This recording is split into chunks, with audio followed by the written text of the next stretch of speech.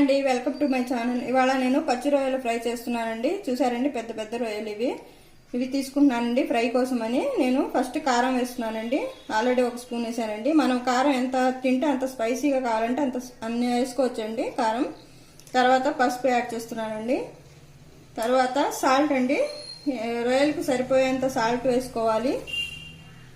తర్వాత అల్లం వెల్లుల్లి పేస్ట్ అండి కొంచెం వేస్తున్నాను.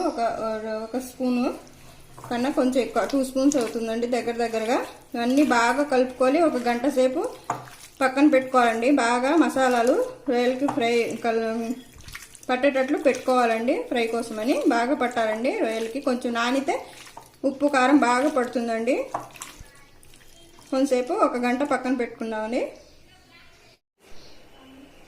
చూసారండి, 1 అవర్ అయింది. బాగా నానిపోయింది, ఉప్పు కారం బాగా పట్టింది మసాలా. ఇప్పుడు నేను ఆయిల్ పెట్టుకున్నానండి. ఆల్రెడీ ఆయిల్ హీట్ అవుతుంది.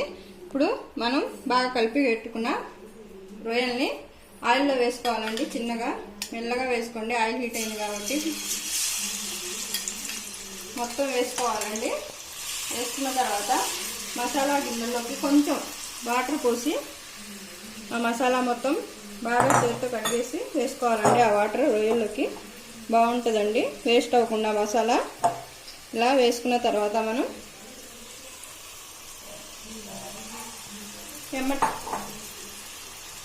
కరివేపాకు వేస్తున్నానండి. కరివేపాకు, కొత్తిమీర అండి. ఇప్పుడు ఎందుకు వేస్తున్నానంటే ఇది రొయ్యల్లోకి కలిపి ఫ్రై అయితే చాలా బాగుంటుందండి. చాలా టేస్ట్గా ఉంటుందండి. ఒకసారి ట్రై చేయండి ఈ విధంగా. కరివేపాకుని కొత్తిమీర ఇప్పుడే వేసుకోవాలండి. లాస్ట్లో కొంచెం కొత్తిమీర గార్నిష్ పెట్టుకోవచ్చండి. కానీ ఈ విధంగా వేస్తే టేస్ట్ సూపర్ ఉంటుందండి. బాగా ఫ్రై అవ్వాలండి. మనకి ఫ్రైలోకి మసాలా రావాలంటే మధ్యలో బాగా కలుపుతూ ఉండాలండి. అలా వదిలేయకూడదు. 5 మినిట్స్కి కలుపుతూ ఉంటే మసాలా బాగా వస్తుందండి. మనం వేరే మసాలాలు ఏమీ వేయక్కర్లేదు. ఇలా కలుపుతూ ఉంటే చాలండి, మసాలా బాగా వస్తుంది.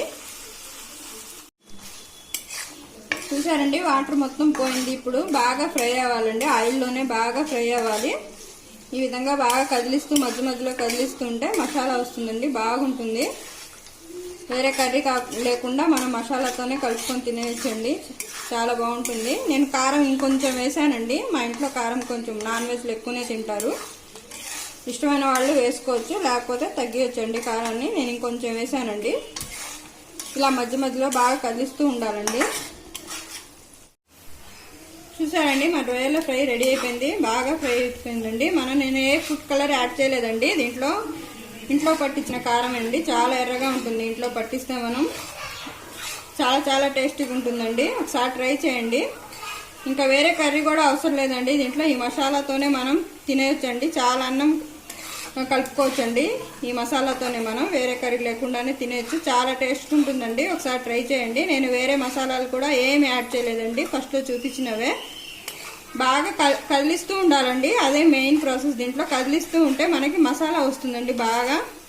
ఇప్పుడు మనం లాస్ట్లో కొత్తిమీర వేసుకొని, కొంచెం కొత్తిమీర వేసుకొని ఇంకా దింపేసుకోవడం అండి. నా ఛానల్ నచ్చితే లైక్ చేయండి, షేర్ చేయండి, సబ్స్క్రైబ్ చేయండి. Thank you for watching.